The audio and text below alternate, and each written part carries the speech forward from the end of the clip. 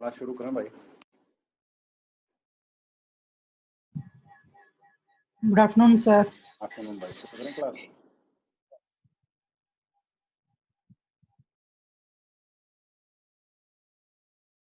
Hello,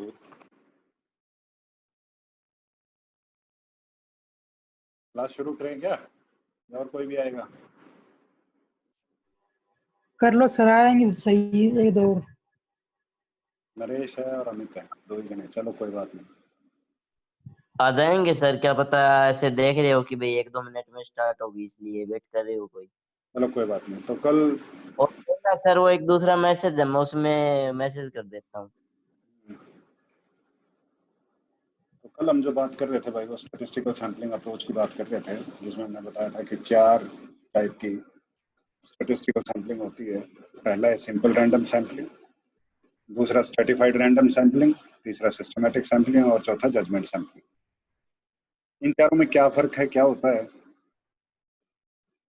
तो सबसे पहली जो अपनी है सिंपल रैंडम सैम्पलिंग।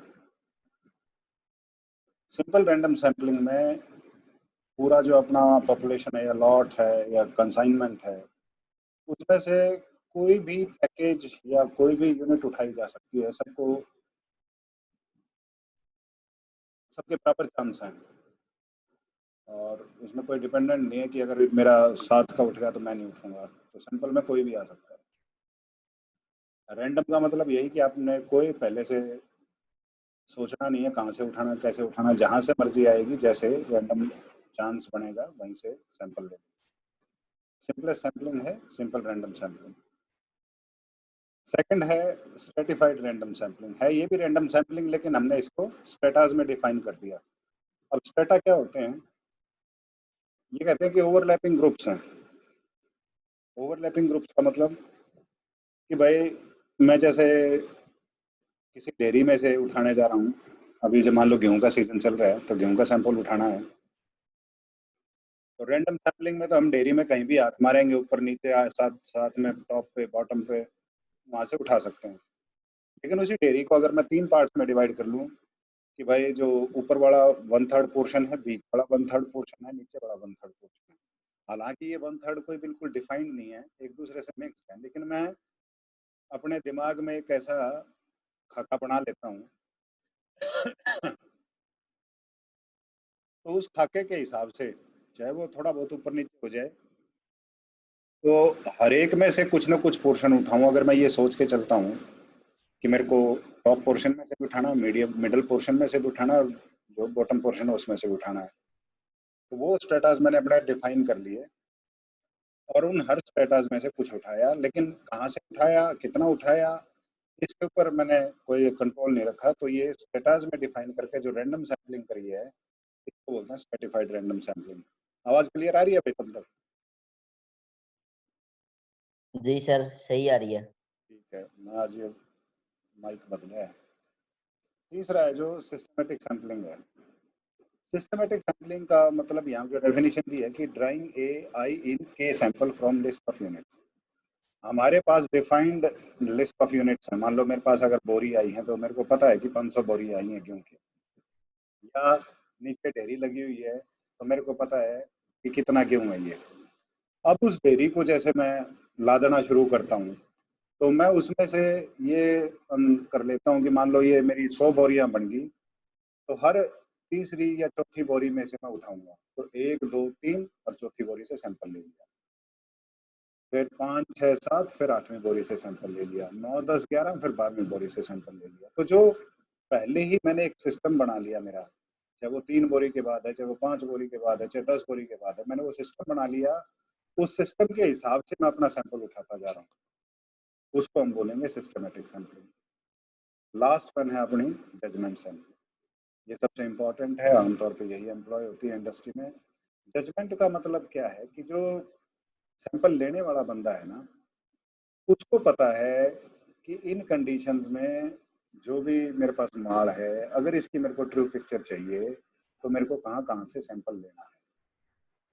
अब जैसे यही गेहूं का एग्जांपल लें, ये एफसीआई के गोडाउन में चला गया और गोडाउन में जाने के बाद जो बायर है, अब उसको वो खरीदना है, तो वो सैंपल निकाल के तब अंदाजा लगाता है कि ये किस कंडीशन का गेहूं है, जो इसकी स्टोरेज के दौरान क्या इसमें इन्फेस्टेशन वगैरह या क्या क्या इसमें कमियां आई हैं, तो वो उसको अगर सारी देखनी है तो वो क्या करेगा, गोडाउन में जाएगा, जो गोडाउन में जहाँ उसकी बोरियां लगी हुई हैं जो उसको खरीदनी है, तो वो कुछ सैंपल लेगा नीचे से, कुछ लेगा बिल्कुल ऊपर के डांग से, कुछ लेगा वो दीवार के सारे जहाँ ऊपर रोशनदान बना हुआ है, कुछ लेगा वो बीच की बोरियों में से। क्यों कि जनरली नीचे कैसा गेहूं है वो नीचे की बोरियों से पता लग जाएगा, कोने में जो छिपी हुई हैं दबी हुई हैं वहां से उसको इंसेक्ट इन्फेस्टेशन का या रोडेंट इन्फेस्टेशन का, क्योंकि वो छुपी हुई जगह पे अपने घर बनाते हैं, तो वहां से उनका अंदाजा हो जाएगा।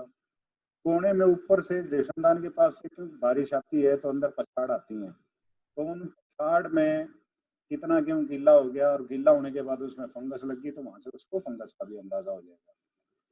तो ये जो सारा सैंपल निकल के आएगा वो आएगा हमारी जजमेंट से, इसीलिए इसको बोलते हैं जजमेंट सैंपलिंग। और ये आमतौर पे इंडस्ट्री में यही एम्प्लॉय होती है जिससे अपने को ट्रू पिक्चर मिल पाए अपने लॉट के बारे में, अपने जो भी पॉपुलेशन है उसके बारे में। तो हर एक के अपने फायदे हैं, नुकसान हैं। सर आवाज क्लियर नहीं आ रही। क्लियर नहीं आ रही? हाँ जी सर। अब क्लियर आ रही है? हेलो? हाँ भाई जी। सर मेरे पास में सही आ रही है, इसकी तरफ शायद नेटवर्क नहीं है। अरे अब सही आ रही है या पहले सही आ रही थी, ये बताओ। अभी भी सही आ रही सर, पहले भी सही आ रही थी मेरी तरफ तो। बताओ भाई हमें तो, क्योंकि मुझे फिर माइक इस्तेमाल करके फिर इजी हो जाता है मेरे को कंसंट्रेट करना। अभी ठीक आ रही है हमें? हाँ जी सर। अभी ठीक आ रही है क्या? हाँ जी सर। कोई नेटवर्क का इशू हो सकता है, बाकी इसमें तो हार्डवेयर में तो दिक्कत होनी नहीं चाहिए। चलो ओके सर।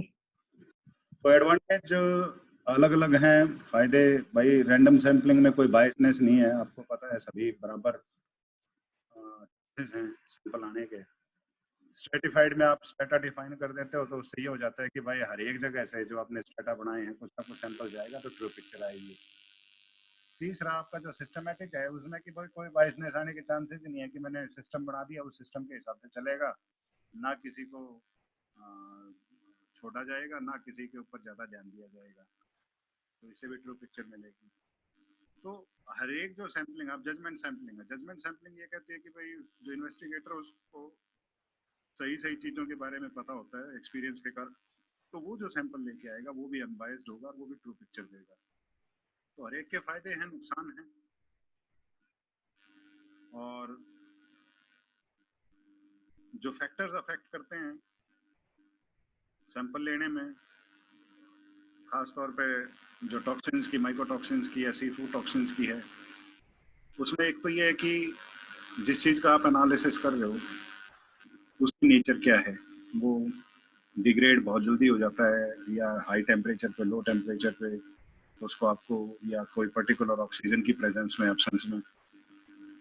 फिर जो पूरे लॉट के अंदर जो माल आया है आपके पास उसमें वो कहाँ पे डिस्ट्रीब्यूटेड मिलेगा। जिस तरह हम फैट की बात करें तो अपने को पता है कि अगर फैट में, अगर अपने को मिल्क में फैट की अगर अपने को निकालना है तो वो ऊपर ज्यादा मिलेगा, तो उसका डिस्ट्रीब्यूशन इवन करने के लिए हम प्लंजर यूज करते हैं। तो इन चीजों का अपने को ध्यान रखना है। फिर physical characteristic of product, liquid form में है, सेमी सॉलिड है, सॉलिड फॉर्म में है, तो उसको आप छोटा कैसे करोगे, पाउडर फॉर्म में कैसे लेके आओगे, या फ्लो उसका कैसा रहेगा। कई बार ये होता है ना कि जो जिस तरह मान लो अपने को कंकड़ पत्थर देखने हो इसके अंदर उनकी डेंसिटी ज्यादा है तो वो गेहूं से नीचे चले जाते हैं, तो वो नीचे इकट्ठे हो जाते हैं, तो उनकी सही सिचुएशन जब हम नीचे से सैंपल लेंगे तब पता चलेगा अगर बिन में डाल रखें। तो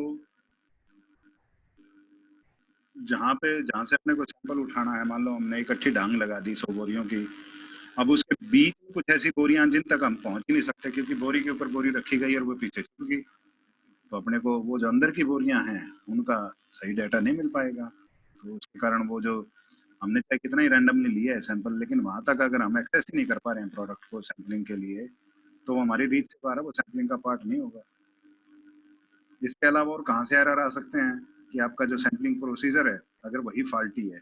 मान लो मैंने जजमेंट सैंपलिंग पे कर लिया और जजमेंट सैंपलिंग में मेरा जो जज है या जो मेरा जो सैंपलर है उसको दूसरी पार्टी ने पैसे खिला दिए, तो वो बढ़िया बढ़िया सैंपल उठा के लाएगा, उससे बढ़िया रिजल्ट आएगा, लेकिन वो ट्रू पिक्चर तो नहीं हुई पॉपुलेशन के बारे में, तो वहां से भी एरर हो सकता है। फिर साइज ऑफ सैंपल जितना उठाना चाहिए उतना नहीं उठाया, या ज्यादा उठा लिया तो आपका लॉट जो है वो क्वांटिटी डिस्टर्ब होती है, कम उठाया है तो आपको ट्रू पिक्चर नहीं मिल पाती। तो इन सारी चीजों के ऊपर डिपेंड करता है कि आपने जो सैंपल उठाया है वो कितना सही है, कितना बढ़िया है। इसी का ये दोबारा आ गया क्या, ये सैम्पलिंग, सैंपल प्रिपरेशन और एनालिसिस, ये 3 कंपोनेंट होते हैं मेनली, हमने पहले भी डिस्कस किया। अभी जो मैं बात करना चाह रहा था इनके बारे में आगे बात करेंगे, वो है कि कैसे कितने टाइप के सैम्पलर्स होते हैं और कैसे अलग अलग जो इक्विपमेंट हैं अलग अलग जगह सैंपल लेने के वो अलग होते हैं। पहले कुछ टर्म्स हैं अपनी सैंपलिंग से रिलेटेड, उनके बारे में बात कर लेते हैं। तो पहली टर्म सैंपल ही है। सैंपल की जो डेफिनेशन है mainly, it is a portion of a population और लॉट में कंसिस्ट ऑफ एन इंडिविजुअल और ग्रुप ऑफ इंडिविजुअल्स। इसमें समझने की बात यही है कि किसी भी लॉट या पॉपुलेशन का कुछ हिस्सा होता है, ये सारी की सारी नहीं होती, क्योंकि सारी की सारी का अगर आपने टेस्ट कर लिया तो फिर आप खरीदोगे बेचोगे क्या, तो उसका कुछ हिस्सा उठाया जाता है और उसके अंदर इंडिविजुअल और ग्रुप ऑफ इंडिविजुअल्स हो सकते हैं। इंडिविजुअल का मतलब क्या है, जैसे माइक टॉफी का या अपने गेहूं का एग्जांपल लें। अब गेहूं की बोरी में से जब सैंपल उठाते हो तो उसमें आपको परखी मारनी पड़ती है। एक बारी में परखी मार के जितना गेहूं आ गया वो बेसिकली आपका उसको इंक्रीमेंट बोलते हैं। तो एक इंक्रीमेंट में आपके पास जितना आ गया, या एक टॉफी आपने उठाई या एक टॉफी का डब्बा, तो वो आपके इंडिविजुअल बन जाते हैं कि जो एक ऑपरेशन से आप एक बारी में उठा रहे हो जो यूनिट। तो चाहे एक बार परखी मार के लिया हो या आपने 10 बार परखी मार के लिया हो, कितना ही सैंपल लिया हो, वो सारे का सारा आपका सैंपल माना जाएगा। अब सब सैंपल किसको बोलते हैं कि जो भी आपने सैंपल लिया था उसमें लैब में काम करना है या किसी कस्टमर के लिए आपको सैंपल उसमें से भेजना है, तो उसमें से जो भी आप हिस्सा निकालोगे ग्रॉस सैंपल में से, चाहे आपकी टेस्टिंग है तो टेस्ट पोर्शन चला जाएगा, या कस्टमर के लिए भेजना है तो वो कस्टमर सैंपल चला जाएगा। तो इसमें से जो मेन सैंपल में से जितना भी आपने पार्ट्स निकाला है, जितने भी आपने हिस्से किए हैं, तो वो मेन सैंपल का सब सैंपल हो जाएगा। सेट की तरह है ये कि आपका जो सेट है, मेजर सेट है, उसमें से सब सेट आप निकाल रहे हो, तो सैंपल में से आप सब सैंपल ले रहे हो। ग्रॉस सैंपल किसको क्या बोलते हैं, इसको बल्क सैंपल भी, लॉट सैंपल भी बोलते हैं। कि मैंने जिस तरह अभी अब उसका गेहूं का एग्जांपल दिया था, एक बारी एक परखी मारी या एक बारी में आपने मान लो टॉफीज का एक सैंपल उठाया, तो एक बारी में जो आप काम कर रहे हो वो तो हो गया इंक्रीमेंट। अब उसको दूसरी बोरी में से 2 परखी ले ली आपने, तीसरी में से फिर एक ले ली, तो जो इंक्रीमेंट आप इकट्ठे करते जा रहे हो, और ये जितना भी आपने एक बारी में आपने आपके लॉट में से जितना भी सैंपल उठा लिया, उसको आप ग्रॉस सैंपल, लॉट सैंपल या बल्क सैंपल बोलोगे। और पहले कहा था ना कि भाई सैंपल बार बार नहीं लेके आना होता, एक ही बार में इतना सैंपल ले आओ कि सारा एनालिसिस आपका कंप्लीट हो जाए, दोबारा सैंपल लाने की जरूरत ना पड़े। फिर कंपोजिट सैंपल किसको बोलते हैं कि कंपोजिट सैंपल में 2 या उससे ज्यादा इंक्रीमेंट होते हैं। सिंगल इंक्रीमेंट का जो सैंपल होगा उसको आप सैंपल बोल सकते हो, लॉट सैंपल बोल सकते हो, बल्क सैंपल बोल सकते हो, लेकिन उसको आप कंपोजिट सैंपल नहीं बोल सकते। कंपोजिट वो तब बनेगा जब उसमें 2 इंक्रीमेंट या उससे ज्यादा होंगे। तो टर्मिनोलॉजी है, ये पेपर में पूछ ली जाती है और कई बार फर्दर स्टडी के लिए भी बीच बीच में ये आती रहती है, तो थोड़ा सा ध्यान रखना होता है कि क्या किस टर्म का क्या मतलब था। अब अगली टर्म है आपकी लेबोरेटरी सैंपल। नाम से ही पता चल रहा है कि सैंपल का वो पोर्शन जिसमें लैब में एनालिसिस किया जाना है उसको हम लैब सैंपल बोलेंगे या लेबोरेटरी सैंपल बोलेंगे। इसके जो भी है लैब में एनालिसिस के लिए, चाहे आपको साइज रिड्यूस करना है, पार्टिकल साइज छोटा करना है या ग्राइंडिंग करनी है, तो वो सारा फिर आपका लैब सैंपल के अंदर होता है। टेस्ट पोर्शन कि जब आपके पास लैब सैंपल आ गया तो अब उसमें से केमिकल लैब में अलग टेस्ट होंगे, या मान लो आपको उसमें फैट का एनालिसिस करना है, मॉइस्चर का एनालिसिस करना है, तो उस पर्टिकुलर एनालिसिस के लिए जितना भी आप पोर्शन निकालोगे लैब सैंपल में से, इसको टेस्ट पोर्शन भी बोलते हैं, स्पेसिमेन भी, टेस्ट स्पेसिमेन भी, टेस्ट यूनिट भी, एलिक्विड भी। तो इसका मकसद यही है कि जो आपको इसे टेस्ट करना है उसके लिए जितना सैंपल आपको चाहिए वो आपका ये टेस्ट पोर्शन होगा।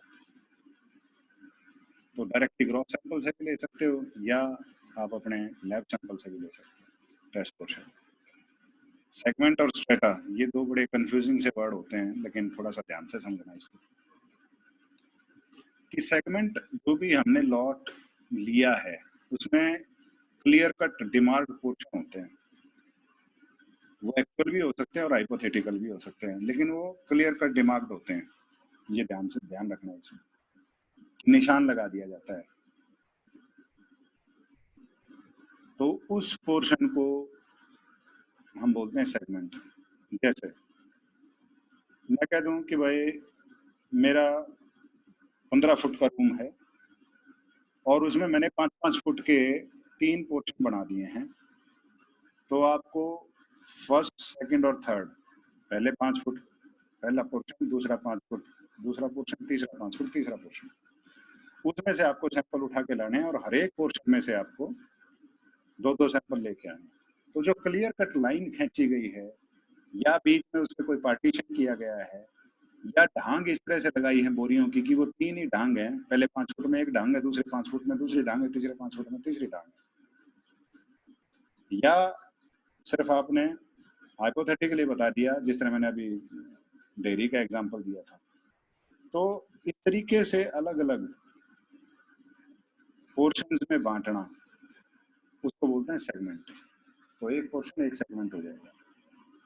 स्ट्रेटा में क्या फर्क रह गया? स्ट्रेटा भी सेगमेंट ही है, लेकिन ये सेगमेंट इस बेस पे बनाए जाते हैं कि आपको एनालाइज क्या चीज करनी है।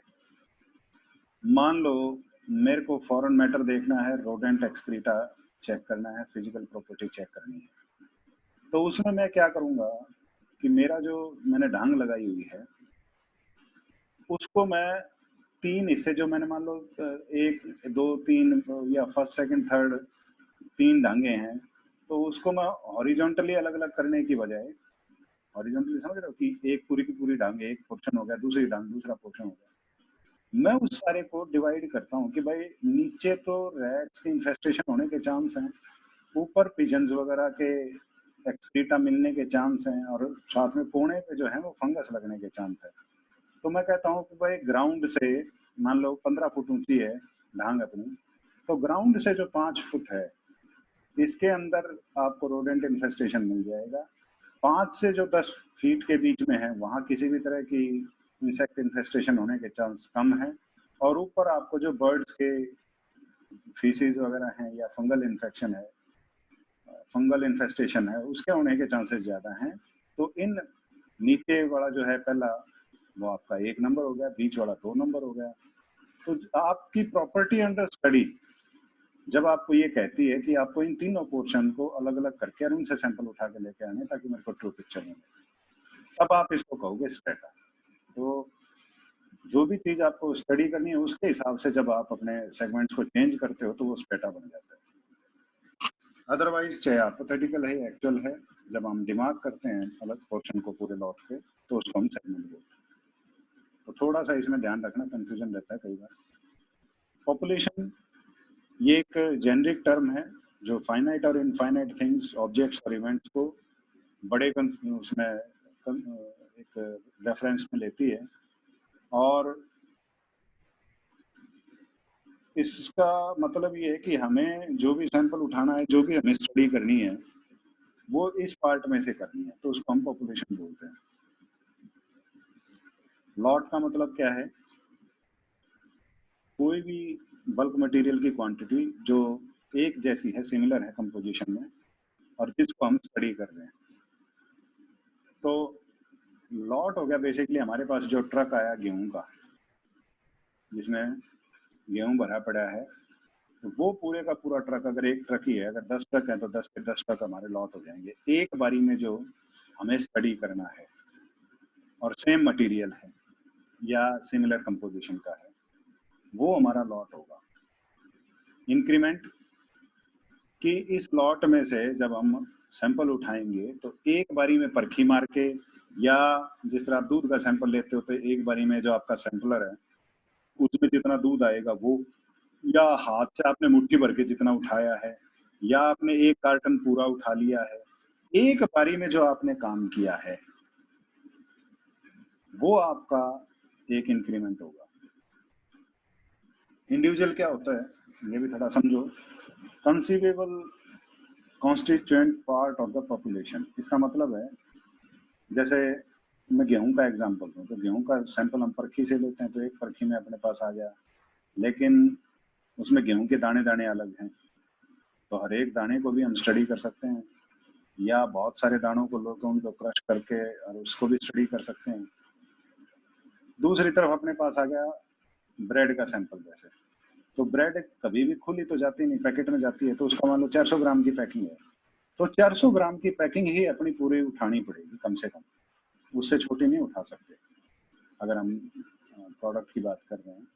तो अगर अपने को ब्रेड का सैंपल उठाना है, जब हमने पैक कर दिया है, तो हमें पूरा का पूरा एक पैकेट उठाना पड़ेगा, तो वो पैकेट हमारा इंडिविजुअल होगा। ऐसे ही टॉफी है, जैसे टॉफी जब बनने लग रही है तो बनती हुई टॉफी में से कोई हम सिंगल टॉफी उठा सकते हैं, लेकिन जब वो टॉफी डब्बे में पैक होगी, 100 का डब्बा है या 50 का डब्बा है या पैकेट में पैक होगी, तो अब जब हम बनने के बाद उसका उठाएंगे सैंपल, तो वो इंडिविजुअल सैंपल वो एक पैकेट या वो डब्बा होगा, एक टॉफी नहीं होगी, क्योंकि वो नंबर ऑफ टॉफीज इकट्ठी पैक कर दी, तो वो एक इंडिविजुअल हो गया। समझ में आ गई? नेक्स्ट है आपका बल्क सैंपल। तो इसमें कितनी भी यूनिट हो सकती हैं, छोटी बड़ी, आपने कितनी बार लिया, कितना डाला है, लेकिन जो सारे का सारा आपने जो सैंपल उठाया है लॉट में से, वो पूरे का पूरा आपका बल्क सैंपल माना जाएगा। इसमें चाहे आपने 50 लिए हैं, 100 लिए हैं, 150 लिए हैं, 130 लिए हैं, 102 लिए हैं, तो ये कितने भी हो सकते हैं। इरेगुलर यूनिट होती हैं, आर्बिट्रेरी होती हैं, या आप पहले से भी उसको कह के भेज सकते हो कि सिर्फ आपको 10 यूनिट उठा के लेके आनी है। तो जो भी आपने मटेरियल सैंपल किया है आपके लॉट से, वो सारे का सारा इकट्ठा माना जाता है बल्क सैंपल। होमोजेनिटी का मतलब क्या है कि जो भी अपने को प्रोडक्ट है, उसको जिस प्रोडक्ट को अपने को स्टडी करना है, उसके अंदर जितने भी कॉन्स्टिट्यूएंट्स हैं या सब्सटेंसेस हैं, उनको इस तरीके से मिलाया जाए, पार्टिकल साइज है या उनका जो भी अलग अलग कॉन्स्टिट्यूएंट्स हैं, कि वो जो हमें स्टडी करना है उसके अंदर वो सारे की सारी वही प्रॉपर्टी हो जो पूरे लॉट के अंदर है। तो होमोजेनाइज करने का मतलब मिलाना, मिक्स करना इस तरीके से कि पूरे सैंपल की जो ट्रू रिप्रेजेंटेशन है वो हमारे टेस्ट क्वेश्चन में आए। रिडक्शन का मतलब क्या होता है? बड़े सैंपल से छोटे सैंपल, सब सैंपल तैयार करना। ये इससे रिलेटेड टर्मिनोलॉजीज थी। अब बात आती है सैंपलिंग टाइप्स की बाय प्रोसेस, कि प्रोसेस के हिसाब से सैंपलिंग कितने प्रकार की होती है। एक तो ध्यान यही रखना है कि जब आप सैंपल उठा के लाओ तो सैंपल आपका सफिशिएंट होना चाहिए, और इसके लिए अलग अलग गाइडलाइंस भी हैं। एक मैं डॉक्यूमेंट देख रहा था, वो मैं आपके साथ एक बार शेयर करता हूँ। हाँ, जो अपना FSS एक्ट है उसकी एक प्रेजेंटेशन थी, इसमें बड़ा क्लियर कट बता रखा है कि कोई भी आर्टिकल ऑफ फूड हो, अगर उसको फूड एनालिस्ट के पास भेजना है, जो ये फूड इंस्पेक्टर सैंपल उठाते हैं ना, तो अगर वो सैंपल उठाना है तो वो कितना होगा। तो इसमें जिस तरह दूध का है वो 500 ml सैंपल लेते हैं, स्टरलाइट मिल्क या UHT मिल्क का उसका 250 ml का, मलाई या दही का 200 ग्राम, योगर्ट स्वीटेंड दही 300 ग्राम, छेना पनीर खोया श्रीखंड 250 ग्राम। तो इसमें सारी चीजें बता रखी हैं, जैसे कार्बोनेटेड वाटर है 600 ml, या सैफरन है जैसे जिसकी हम बात कर रहे थे कल, महंगा होता है 20 ग्राम। इसी में आगे देखो सिल्वर लीफ 48 नंबर पे 1 ग्राम, क्योंकि जो जितनी महंगी चीज है उसके हिसाब से उसमें सैंपल उठाया जाता है। फूड कलर का है जैसे 25 ग्राम। तो कैन फूड है, मिनिमम 6 सील्ड कैन उठानी है जिस भी फूड प्रोडक्ट, और जहां कोई फूड स्पेसिफाई नहीं कर रखा वो कम से कम 300 ग्राम। इसके अलावा जब आप जो आपके रेगुलेटरी गाइडलाइंस हैं उसमें अगर कोई चेंज आता है तो आप देख सकते हो कि कितना सैंपल उठाना है। तो कितना सैंपल उठाना है ये आपके पास पता चल गया आपको। इसके बाद इस सैंपल का एनालिसिस होता है, और सैम्पलिंग प्रोसीजर आप किस हिसाब से चूज करेंगे उसके कई फैक्टर्स हैं। सबसे पहला तो ये है कि पर्पस ऑफ इंस्पेक्शन या एक्सेप्टेंस या रिजेक्शन क्या है, और एवरेज क्वालिटी जो इवेलुएट करनी है वो क्या है, और यूनिफॉर्मिटी अगर उसमें देखनी है तो उसके हिसाब से हमारा सैम्पलिंग प्रोसीजर डिटरमाइन होगा कि हम कौन सा यूज करेंगे। लॉट साइज की नेचर क्या है, कितना बड़ा लॉट साइज है, सब लॉट में डिवाइड किया है, लोडिंग कैसे कर रखी है, स्टैकिंग कैसे, स्टैकिंग का मतलब होता है डांग लगाना एक के ऊपर। तो इसके ऊपर भी हमारा जो सैम्पलिंग का प्रोसीजर है कौन सा सेलेक्ट करेंगे वो चूज होगा। जो टेस्ट मटेरियल है उनकी होमोजेनिटी कैसी है, मिक्स प्रॉपर है, यूनिट साइज क्या है, कोई पहले की कोई हिस्ट्री, पहले की हिस्ट्री से भी काफी कुछ पता लगता है कि भाई इसकी सैम्पलिंग अगर प्रॉपर करनी है तो ये आपको काम करना पड़ेगा, या यहाँ से सैंपल उठाना है, जो हम जजमेंट सैम्पलिंग की बात कर रहे हैं। फिर कॉस्ट ऑफ द सैंपल, जिसकी अभी जिक्र किया हमने कि कॉस्ट ज्यादा है तो सैंपल का जो साइज है वो कम रहेगा। इसी तरह से टेस्ट प्रोसीजर की नेचर क्या है, वो डिस्ट्रक्टिव टाइप का, नॉन डिस्ट्रक्टिव टाइप का है, कितना टाइम लगने वाला है, कॉस्ट की एनालिसिस। तो ये सारी चीजें हम ध्यान में रख के तब हम सैम्पलिंग प्रोसीजर को सेलेक्ट करते हैं। और सैम्पलिंग करने के दो तरीके हैं, मैनुअली सिंपल और दूसरा है कंटिन्यूस बेसिकली। तो मैनुअल सैम्पलिंग में हाथ से हम सैंपल लेते हैं या फिजिकली सैंपल लेते हैं। मैनुअल का मतलब ये होता है तो चाहे लिक्विड का है, पाउडर का है, तो सैंपल लेने से पहले अपने को पता है कि उसको रोटेट करना है, शेक करना है या मिक्स करना है। उस सारे का मकसद यही है कि सैंपल हमारा होमोजेनस आए। आवाज ठीक आ रही है भाई तुम सब तक? Yes sir. यस सर, सही आ रही है। और ये मैनुअल सैंपलिंग वाला ये जो टेक्स्ट फाइल है ये मैंने शेयर कर रखी है, यही दिख रही है ना तुम्हें? Yes sir. ठीक है। तो मैनुअल सैंपलिंग में बड़ा सैंपल ले लिया, उसको छोटा कैसे करना है, क्वार्टरिंग का वो तरीका मैंने पिछली क्लास में बताया था आपको।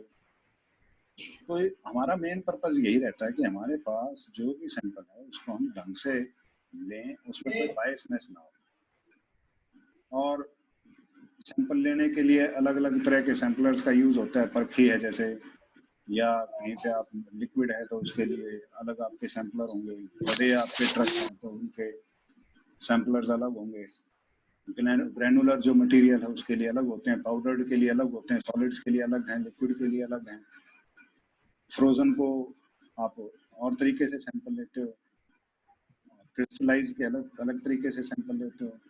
तो डिफरेंट टाइप के सैंपलर्स डिफरेंट तरीके से किसी भी चीज के आप सैंपल उठाते हो। इसमें से चीज पे ध्यान देना है। लेकिन बहुत बार क्या है कि सैंपल लेते हुए भी आपको ध्यान रखना होता है कि कोई आपके काम करने के कारण या आपकी सैंपलिंग मिक्सिंग वगैरह के कारण आपके सैंपल में फर्क ना आ जाए। जैसे मिक्सिंग ऑफ क्रीम है, बहुत ज्यादा अगर आप मिक्सिंग करोगे तो उसमें एरेशन हो जाएगी, वो एडवाइजेबल नहीं है, या उसमें से जो फैट है वो अलग निकल जाएगा। और जैसे बटर और हार्ड चीज है, इनके जो बोरर होता है जिससे पंचर करके और बोर करके फिर अंदर से सैंपल उठा के लेके आते हैं, या कहीं पे कटिंग कर काट के लेके आते हैं कुछ पोर्शन को। तो डिपेंड करता है कि कैसा आपका सैंपल है और उसमें से आपको किस सैंपलर की मदद से सैंपल लेना है। कई जगह पूरे के पूरे, जिस तरह इसका कैन का सैंपल है तो पूरे का पूरा कैन ही लेना है, काट के नहीं लेना। कटने का काम तो जो होगा वो लैब के अंदर होगा। फ्रूट वेजिटेबल है, पूरे की पूरी उठानी है, उसको काट के नहीं लेना सब। तो ये तो हो गया मैनुअल सैंपलिंग का। दूसरा है कंटिन्यूअस सैंपलिंग।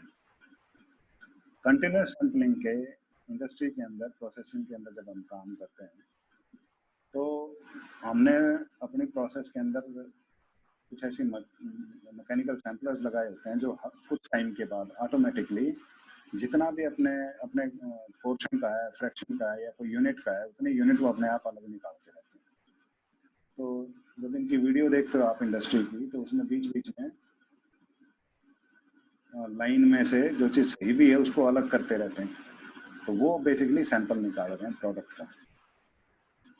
तो उसके लिए कंटिन्यूअस सैंपलर, जो मैकेनिकल सैंपलर्स हैं, उनका इस्तेमाल किया जाता है। वो अलग अलग टाइप के हैं और जो इंडस्ट्री टू इंडस्ट्री वेरी करते हैं। बस ये इसमें है कि मैनुअल और कंटिन्यूअस दो टाइप की सैंपलिंग है। अब जितना भी सैंपल आपने लिया है, जब तक एनालिसिस कंप्लीट नहीं हो जाता, वो सैंपल आपको प्रिजर्व करके रखना होता है।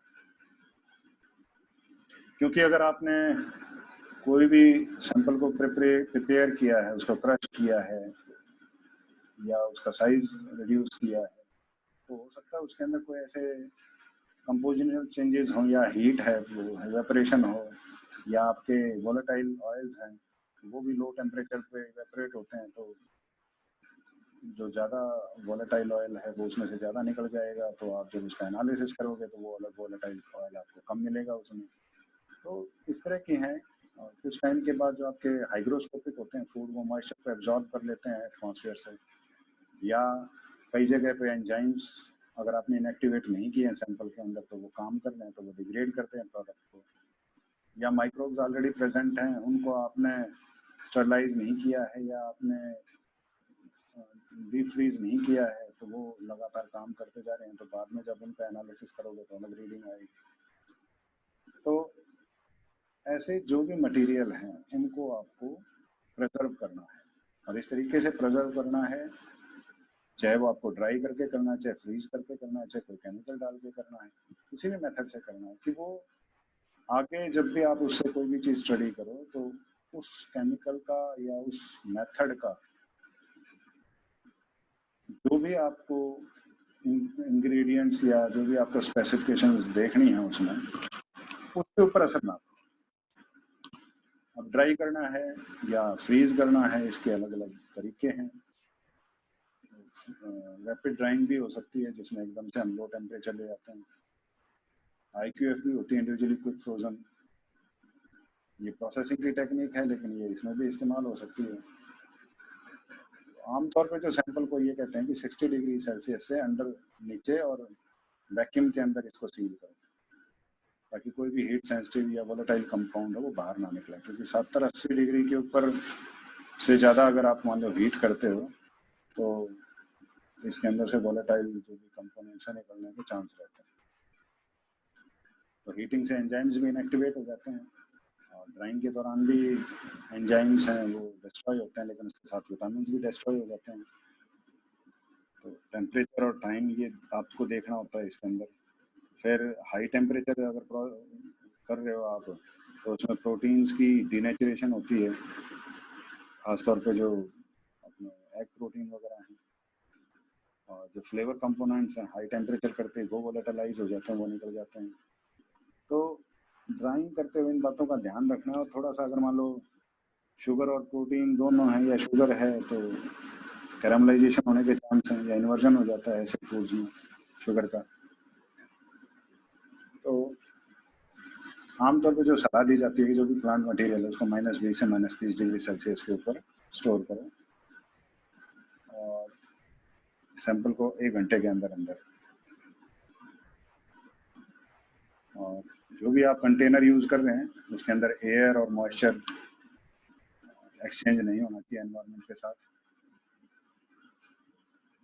और एंजाइम की एक्टिविटी आप और माइक्रोबियल एक्टिविटी को रोकने के लिए आपको जो टेम्परेचर चाहिए होता है वो -40 डिग्री सेल्सियस चाहिए होता है। तो यहाँ पे इनकी ग्रोथ जो है ना के बराबर ही होती है। तो मेन इन्हीं बातों का ध्यान रखना है कि जो भी आपके पास सैंपल्स हैं उनको आप तब तक स्टोर करके रखो जब तक कि आपका एनालिसिस कंप्लीट ना हो जाए, या जो चैलेंज टाइम होता है वो चैलेंज टाइम कंप्लीट ना हो जाए। तो आमतौर पे प्रैक्टिस है कि जो फूड प्रोडक्ट्स हैं, फ्रेश के लिए तो नहीं है वो लिमिट, लेकिन जो प्रोसेस फूड प्रोडक्ट्स हैं उनके लिए 6 मंथ्स तक कम से कम हर एक लैब को रखना होता है अपने पास सैंपल।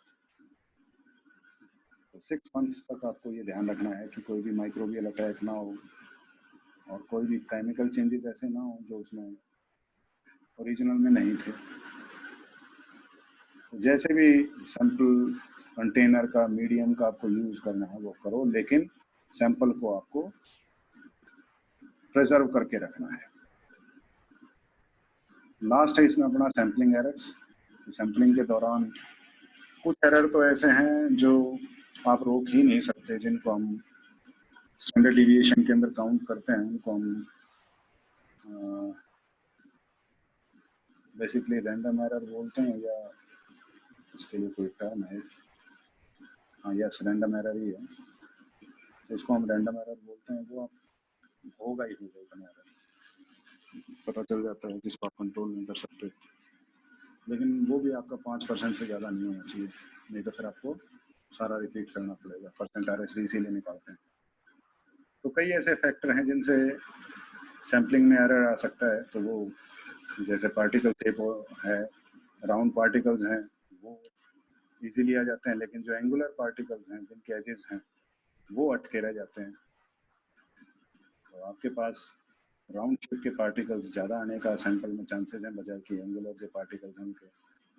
फिर सरफेस एडेसिवनेस जो है, हाइग्रोस्कोपिक मटेरियल है वो नॉन हाइग्रोस्कोपिक मटेरियल की बजाय लम्प फॉर्मेशन ज़्यादा होती है।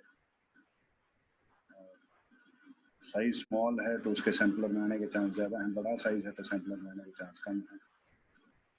फिर नीचे की तरफ अपने को पता है कि ग्रेविटी पे, अंडर ग्रेविटी जो डेंसर पार्टिकल हैं वो जल्दी मूव करते हैं, जो लाइटर पार्टिकल्स हैं वो लेट मूव करते हैं। तो इन सभी का फर्क पड़ता है और ये सैम्पलिंग एरर कॉज करते हैं। तो इसको भी थोड़ा सा आपको ध्यान रखना है। तो सैंपल से रिलेटेड हमने काफ़ी बातें की हैं जिनसे ये एरर आ सकते हैं, उन एरर्स को दूर करना है। तो यहाँ तक अपना जो सैंपल वाला पोर्शन है वो कंप्लीट हो जाता है। कल की क्लास में आपको करवाएंगे जो फिजिको केमिकल और मैकेनिकल प्रॉपर्टीज ऑफ फ्लूइड है, उनका 4th यूनिट है जो अपने इसको डिटेल में। उससे पहले मैं तुम्हें भाई एक 1.5 मिनट रहेगी। हमारे जो FAQC का फोल्डर है, उस फोल्डर के अंदर नीचे आपको 2 शीट्स मिलेंगे, एक तो PDF फाइल है और एक एक्सेल फाइल है, दिखाई दे रही होंगी। RSD कैल्क शीट और RSD कैल्क जी सर। एक्सेल और PDF। तो PDF में बेसिकली 3 चीज़ बता रखी हैं। पहले तो चीज़ है एवरेज कैसे निकालते हैं, फिर स्टैंडर्ड डिविएशन कैसे निकालते हैं और फिर रिलेटिव स्टैंडर्ड डिविएशन कैसे निकालते हैं। तो इससे आप रिलेटिव स्टैंडर्ड डिविएशन निकालना सीखना। इसकी मैंने एक एक्सेल शीट भी बना रखी है, ये एक्सेल शीट है आपकी।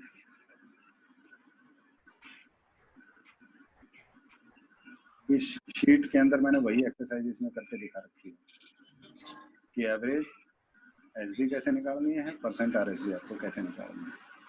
तो इसकी प्रैक्टिस करना, क्योंकि जहाँ भी आप लैब में काम करोगे, ट्रिप्लिकेट में काम करोगे और साथ में आपको इन 2 में से एक रिपोर्ट करने के लिए कहा जाएगा। SD को करोगे तो जैसे रिजल्ट आया आपका 52.27 +-3, तो ये अगर आपने लिखा है तो ये आपकी SD है, लेकिन परसेंट RSD अगर आप लिखोगे तो साथ में परसेंटेज का साइन लगाओगे, और परसेंट RSD अगर आपकी 5 से ऊपर है तो आपको दोबारा से करना पड़ेगा, क्योंकि relative standard deviation is more than 5 and this is not desirable.